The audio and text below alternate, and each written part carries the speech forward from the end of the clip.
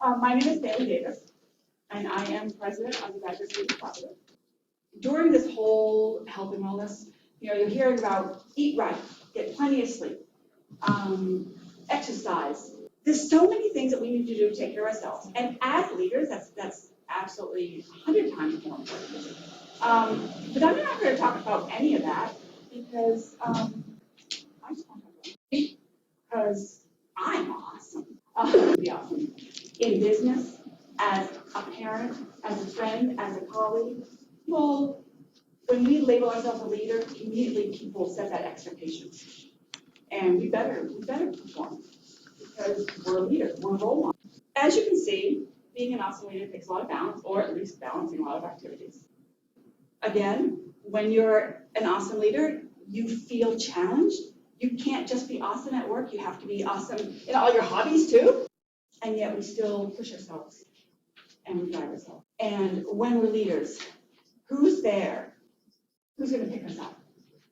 Well, I want you to also think now, why do we have to fall? Why do we have to reach that point? And that's one point that I want to make.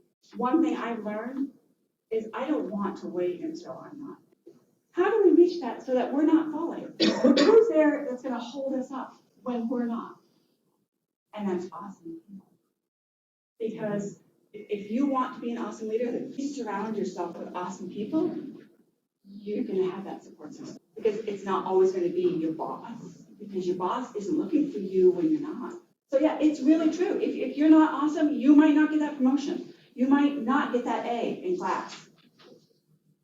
That really can't be your focus. So instead of relying on that boss or that instructor, find yourself those awesome people that are in your daily lives.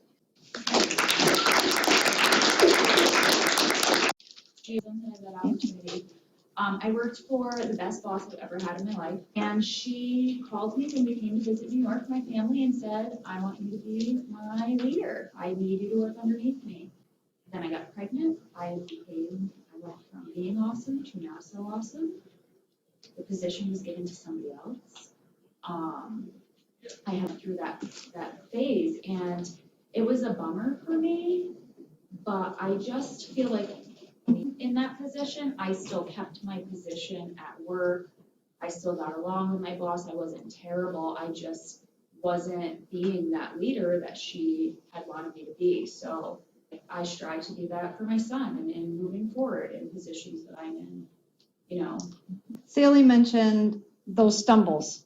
Mm-hmm. You're mentioning what you consider a stumble. Maybe they aren't stumbles. Not everybody is perfect 100% of the time. Why are we setting ourselves up for perfection? We're human beings. Nobody makes the right choices, eats the right things, says the right things, interacts with people correctly every single time. You're always going to hurt somebody's feelings, whether you meant to or not, unknowingly. You're going to take on more than you probably should because you're too polite to say no or because you actually think that you can do it. Oh yeah, it's not a big deal. And in and of itself, it isn't a big deal. But then you add, the baby just got sick, my husband has strep, the car just blew a tie rod, I've got 4 papers due. You know what I mean? Things happen that we have no control over. The only thing we have control over is how we react to them. Mm-hmm. But part of our problem in here is that we're too hard on ourselves. Absolutely.